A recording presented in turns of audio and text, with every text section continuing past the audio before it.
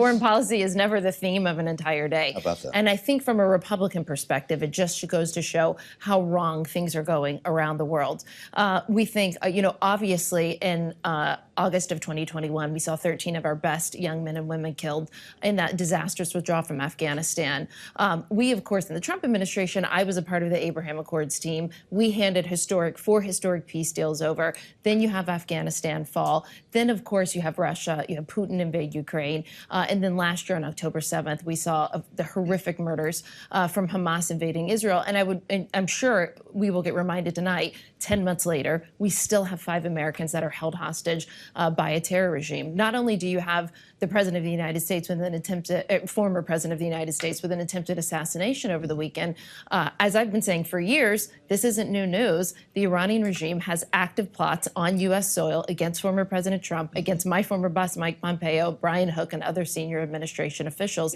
It's unprecedented that an enemy state of the United States would have these many plots against officials where they require, for the past 3.5 years, 24/7 security. Never happened in U.S. history. And then, of course, you're worried about what's happening with China around the world. And I think that Americans are very concerned. They're not only concerned about what's happening at the grocery store, but they're concerned because there feels like there is a chaotic world out there and that nobody is really in control. Well, so let's pick a few parts of the chaos, shall we? You mentioned, for example, the war in Ukraine, which we know that J.D. Vance is not an advocate for continuing to fund in the U.S. He thinks some kind of negotiated peace is the most realistic outcome. Former President Trump, of course, has said he could end that war in one day. Do you actually believe that? What would a Trump-Vance ticket, president and vice president, ultimately mean for a resolution to that war? So J.D. Vance is a good friend of mine. I think he's a great pick, but it is the president of the United States, if Trump is reelected, who sets the foreign policy, and he does that with the Secretary of State. And so the foreign policy will be up to the president. Having served in the last 2 years of his administration, and by the way, I've served in 4 administrations, Republicans and Democrats, so I've got a lot of background here. In the last administration, for the last 2 years, we actually provided lethal weapons to the Ukrainians. We had more sanctions and more actions against Russia than any president in modern history since the Cold War, since Reagan.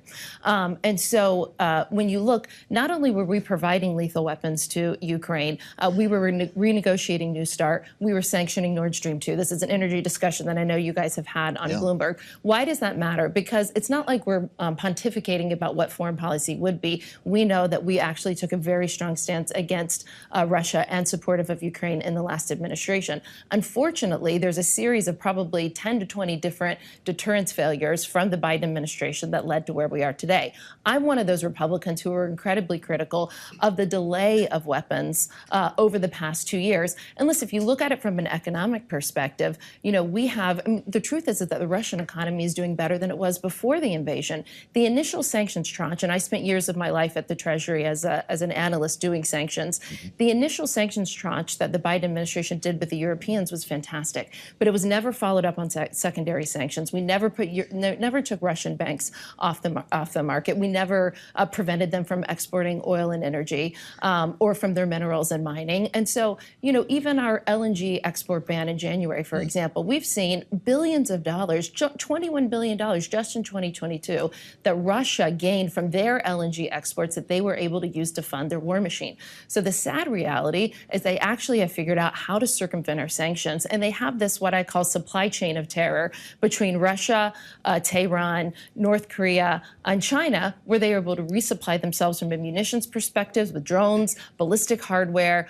They're actually resupplying themselves faster from a munitions perspective than the West can, and that's, I think, should be incredibly concerning to all of us. Well, it's interesting. I don't know if you're implying that a Trump 2.0 would pursue secondary sanctions, because we've asked a lot of lawmakers about this. You would push for it. Okay. Well, that's really interesting, because Donald Trump says he can end this war on day one, that it's a phone call, this thing is over. We don't need secondary sanctions in a world like that.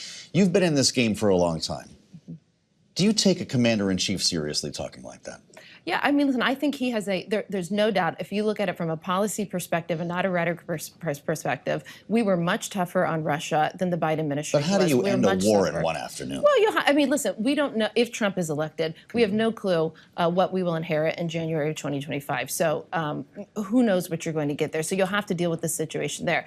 Obviously, he's going to have a tough negotiation. So you ask yourselves, the people now who are negotiating to get 5 Americans out 10 months later from a terrorist group, they can't get these Americans out. They can't finish a negotiation between Israel and Hamas.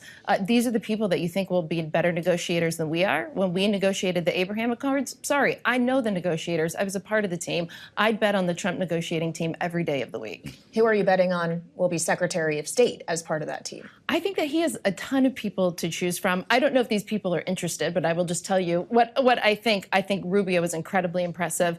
Bill Hagerty, my senator. Listen, I'm biased. I'm from Tennessee. He's my senator. Rick Grinnell has a very close relationship. Tom Cotton is another senator who's been in the foreign policy side for a long time. So I wouldn't be surprised if the president picks an ally from the Senate.